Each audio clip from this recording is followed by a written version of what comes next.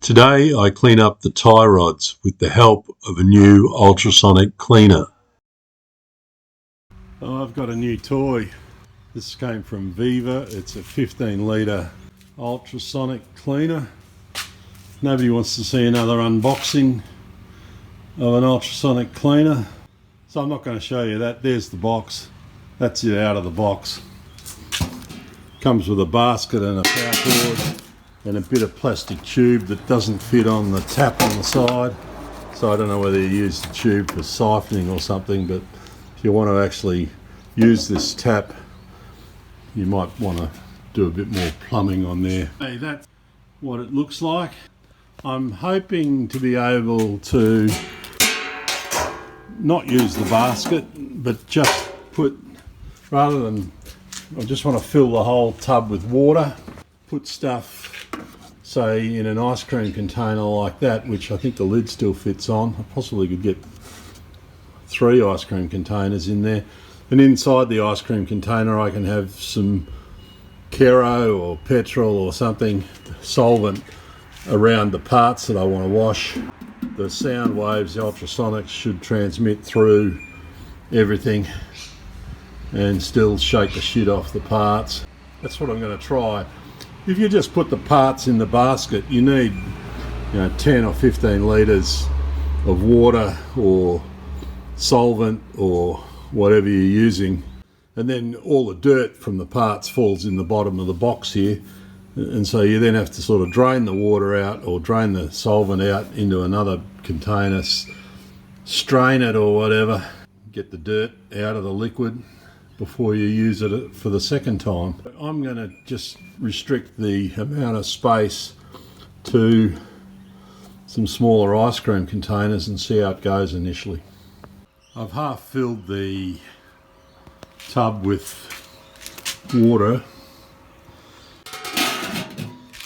I've set the temperature here to a target of 50.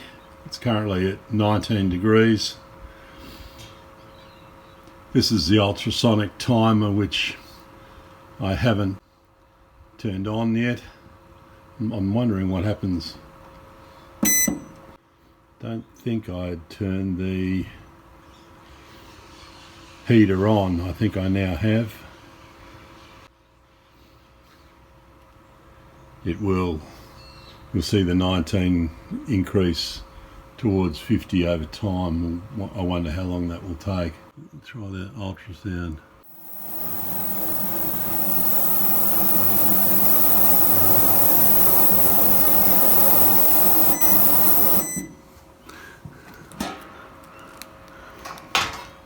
Let's have a look what happens when you turn that on. You see cavitation bubbles forming in various spots there.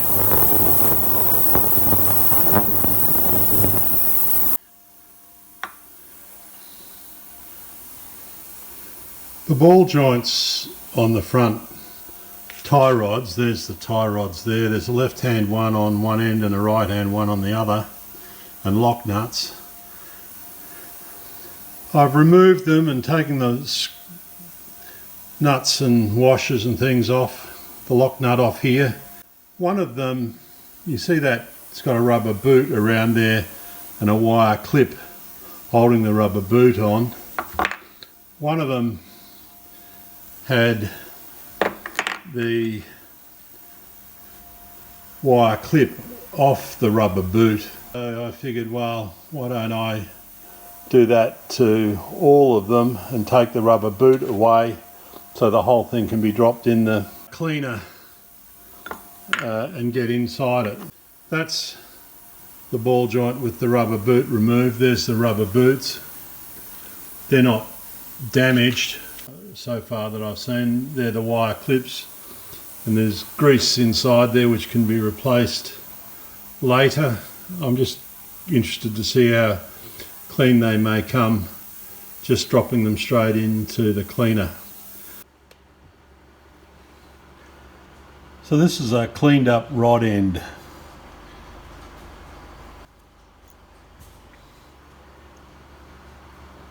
Rod end has been packed with that copper grease.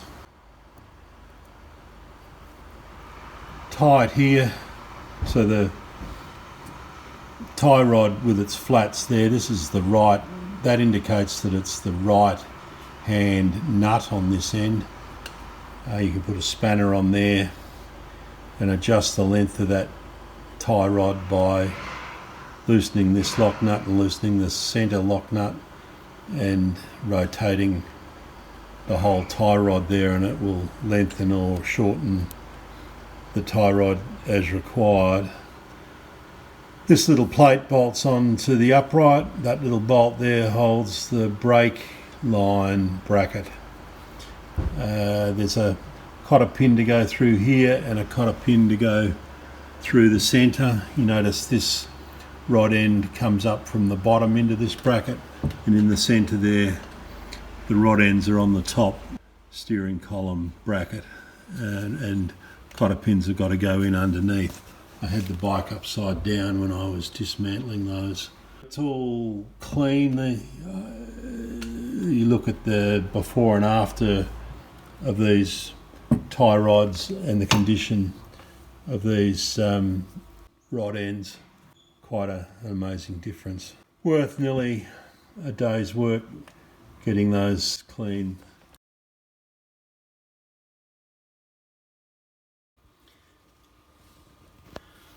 Finally, the cotter pin goes on the end of that, and also the two underneath there. There's two in behind bolts coming through from the front steering, which I'd need to throw some light in there to see. That's one of them in the centre of the picture there. She's got cotter pins in it. You'd have seen me taking those out when I was dismantling. This is the right rear shocker I've just removed completely from the bike. This platform height is on the lowest level, same as on the left hand side. I've moved the left hand side to the highest level by rotating this platform here 1, 2, 3, 4 locations. You compress the spring in this direction and put more preload on the spring, which means the ride height will increase. So that's what the process is. This has probably been, it needs to be sort of loosened up.